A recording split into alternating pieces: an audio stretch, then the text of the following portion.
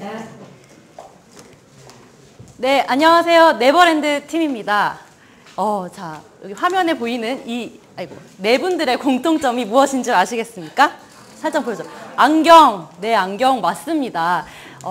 이분들에게 안경은 강력한 생존수단이자 없어서는 안 될 매우 중요한 요소입니다. 이렇게 유재석 닮으신 팀장님 잠시 앞에 나와서 안경 한번 벗어주시겠어요? 안경 한번 벗어주세요. 네. 네, 바로 이해되실 겁니다. 네, 저희가 발표하게 될 주제, 바로 이 뽀롱뽀롱 뽀로로도 고글을 써서 더욱더 빛이 나는 귀여운 캐릭터입니다. 저희 네버랜드 팀의 컨텐츠는 다음과 같이 구성되어 있습니다. 지금 같은 발표로 순서 진행하도록 하겠습니다. 네. 2018년 동계올림픽이 평창에서 개최된 것이 확정된 직후에 뽀로로를 마스코트로 추진하자는 서명운동이 일어났습니다. 뽀통령, 뽀느님 이러한 말만 봐도 이 뽀로로의 국민적 관심과 인기는 상당하다는 것을 알 수 있습니다. 이것을 경제적 가치로 살펴보면 더욱더 극명하게 드러나고 있습니다. 2003년부터 2009년까지 매해 평균 127%가 증가하는 어마어마한 수치를 또 보여주고 있습니다. 자꾸 넘어가네요. 네, 뽀롱뽀롱 뽀로로는 국내 마케팅 전문 애니메이션 회사인 아이코닉스에서 기획하고 EBS가 공동으로 제작에 참여한 국내 최초 3D 유아 애니메이션입니다. 이 기존의 애니메이션들과 차별화된 점 중에 하나가 시즌별로 계속해서 개편을 한다는 점입니다. 시즌 1, 계속 넘어가네요. 시즌 1, 5개의 메인 캐릭터를 2003년 출발을 하게 되고, 그 다음에 2005년 시즌 2의 모습, 그리고 2009년 시즌 3에 오게 되면 이렇게 다양한 캐릭터가 옷을 입고 등장하는 진화된 모습을 보여주고 있습니다.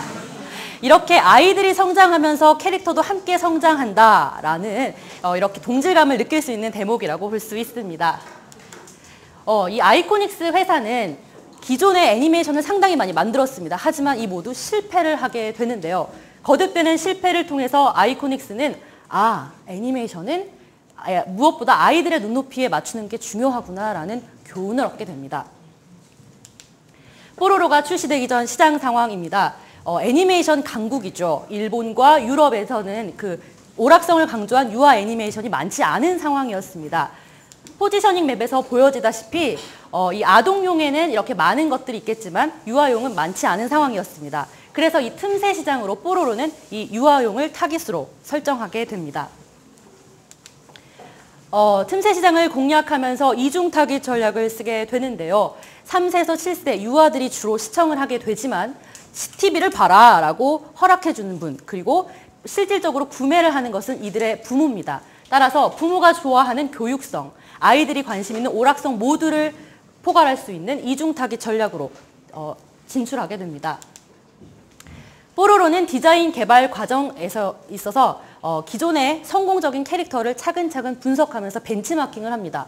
공통점이 보이실 겁니다. 얼굴이 크고 동글동글합니다. 그렇죠. 그리고 이 모두 이런 모습이 뒤뚱뒤뚱 걷기 때문에 아이들에게 친근감을 충분히 어필할 수 있었습니다. 따라서 뽀로로는 바로 1.9등신으로 탄생하게 되었습니다. 그리고 개발 과정에 있어서 기존에 흔히 사용됐던 동물은 배제하고 오히려 흔치 않았던 소재들과 아이들이 좋아하는 색상을 곳곳에 배치된 이러한 캐릭터들을 개발하게 됩니다. 스토리텔링 개발 과정에 있어서 그 친구들과의 우정이라고 하는 굉장히 보편적인 소재에다가 고글과 헬멧을 쓰고 날고 싶지만 날지 못하는 귀여운 아기 펭귄이라는 독특한 소재를 덧붙여가지고 스토리텔링을 하게 됩니다. 여기서 잠깐 여러분들 그 아이들이 집중력을 발휘할 수 있는 시간이 과연 얼마일까요? 네. 고작 7분밖에 되지 않는다고 합니다. 이러한 연구 결과를 바탕으로 뽀로로는 전체 분량을 5분으로 확 줄이는 다음과 같은 전략을 쓰게 됩니다. 뽀로로가 국내 애니메이션으로 이제 탄생하게 할 당시 애니메이션이 미디어 정책에 상당히 불리한 조건이었습니다. 이를 극복하기 위해서 기획 초반부터 해외 진출 전략을 통해 위기를 극복합니다. 따라서 오히려 인종차별을 야기할 수 있는 사람 대신에 동물을 선택을 하게 되고 특정 언어권에서 부정적인 의미가 없는지 면밀히 검토한 후에 뽀로로라는 이름을 탄생시킵니다. 그리고 부득이하게 문자를 사용하게 될 경우에 한글이 아닌 영문을 사용하게 됩니다. 영어를 공용어로 채택을 하게 되는 거죠.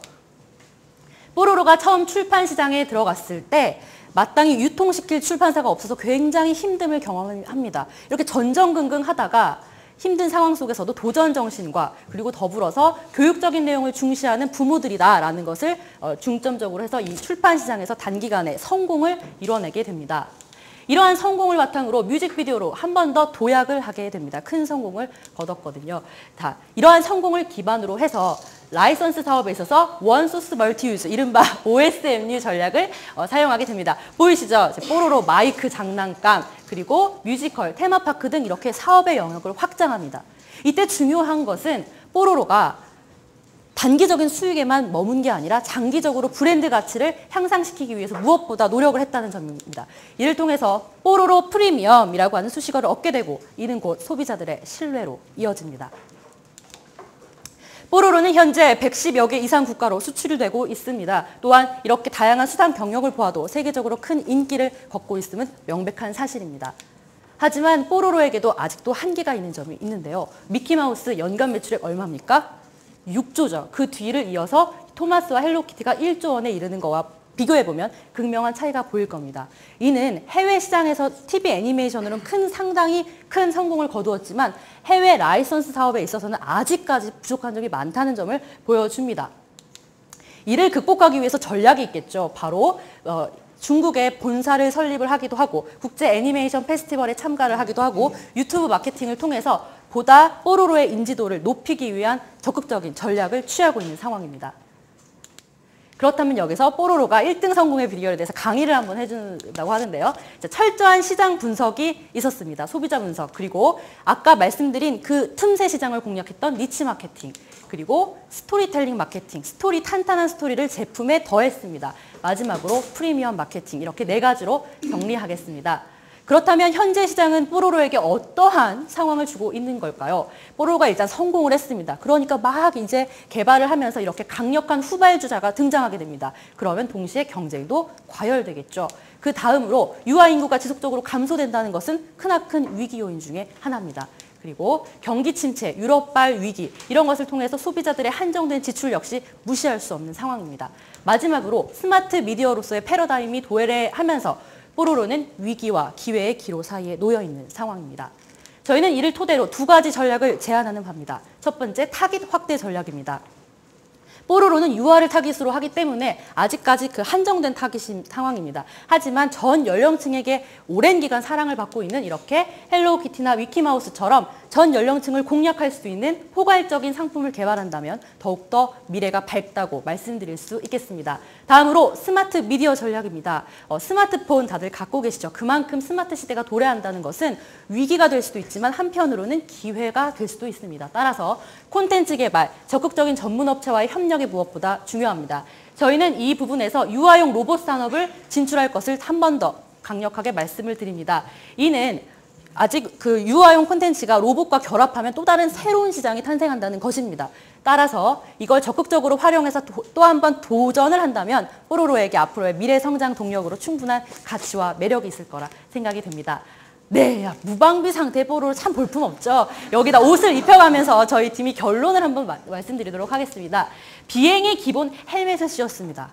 그만큼 마케팅의 기본에 충실했던 소통을 이어갔습니다. 또한 차별화를 위해서 끊임없이 때론 과감하게 도전을 했습니다. 그리고 말씀드렸죠. 프리미엄 전략. 미래지향적인 시각과 장기적인 안목을 판단할 수 있는 그런 시각을 가지고 있었습니다. 이렇게 슝 날아갈 수 있는 그날을 향해서 뽀로로도 열심히 노력하고 있다고 합니다. 원대한 꿈과 열정, 그리고 지치지 않는 끈기와 과감한 도전, 여기에 치밀한 기획과 전략이 더해져서 뽀로로는 세계 인류의 자리를 향해 끊임없이 지금도 비상하고 있습니다. 우리들의 마음, 여러분의 마음, 그리고 동심의 세계 속에서 말입니다. 이상으로 네버랜드 팀의 발표 마치겠습니다. 고맙습니다.